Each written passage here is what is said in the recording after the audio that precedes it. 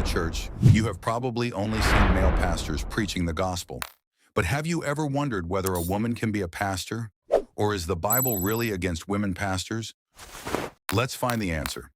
You see, this debate has been going on for centuries. Can women be pastors or not? But when we ask, can women be pastors, we must first understand how Jesus treated women. In the first century, women were generally considered inferior to men. Religious leaders often did not provide women with formal religious education. Speaking publicly with an unfamiliar woman was considered inappropriate by many people. But Jesus broke many of the social boundaries of his time. Jesus included Mary Magdalene and other women among his followers. Jesus openly spoke with the Samaritan woman, which was unusual for that time. Jesus allowed Mary of Bethany to sit at his feet and learn from him, something that was normally reserved for male disciples. After the resurrection, women, especially Mary Magdalene, were the first witnesses. Now that we understand the relationship between Jesus and women, let's look at both sides of the biblical debate. One side says women can be pastors, while the other says they cannot. So let's begin with the view that women can be pastors. Many Christians believe that God repeatedly used women to accomplish his purposes and to lead his people. And if his people includes both men and women, then why should there be a difference? One of the strongest examples is Deborah in Judges chapters 4 and 5.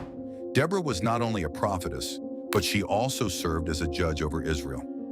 During a time of national crisis, the people came to her for wisdom and judgment. She gave God's instructions to military leaders and played a key role in Israel's victory over its enemies. So the question arises, if God entrusted Deborah with such significant leadership over his people, doesn't that demonstrate that he can call women to positions of authority when he chooses? Another important example is Priscilla.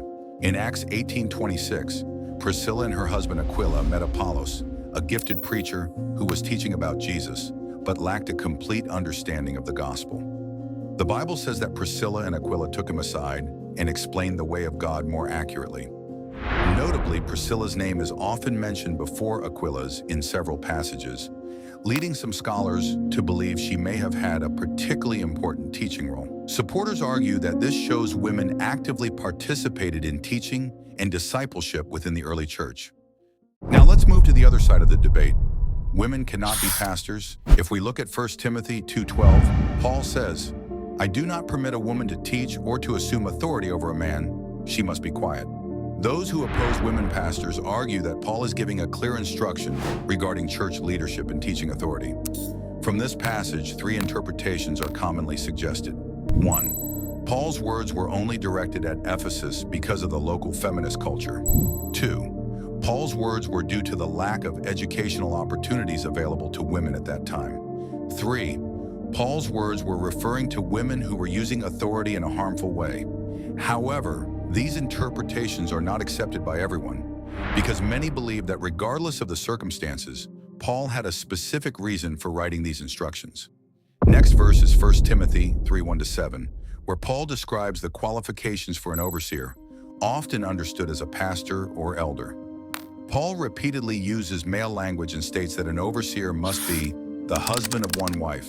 Supporters of this position argue that if Paul intended women to serve as elders or pastors, he would not have described the office in specifically male terms. For this reason, we conclude that women can serve in many important ministries, such as evangelism, discipleship, missions, counseling, worship, and teaching other women and children, but that the office of pastor or elder is reserved for qualified men according to the pattern established in Bible. When we let the Bible speak authoritatively across all ages, three things become clear. 1. Women are esteemed co-laborers in the faith who share the gospel in many contexts. 2. Men and women are both used by God in powerful ways. 3. Only qualified men can function as pastors and elders. If you ask for my opinion, God has used many women for his purposes throughout history, but we never see them serving in the office of elder. For example, Esther saved God's people. Hannah's faith and courage made history. Priscilla, along with her husband, helped guide Apollos. Mary proclaimed the resurrection, and there are countless other examples. None of this means that women can be elders. Just as a man can hold his wife's hand in the delivery room, but can never give birth himself, Women can be greatly used by God in countless ways as spiritual equals, yet their role is different from that of an elder. These are not issues of inequality. They are divine designs for functionality. God has established a structure for both men and women, and it is a structure we are called to follow. What do you think about this issue? Let me know in the comments below. Thank you for watching, and may God bless you.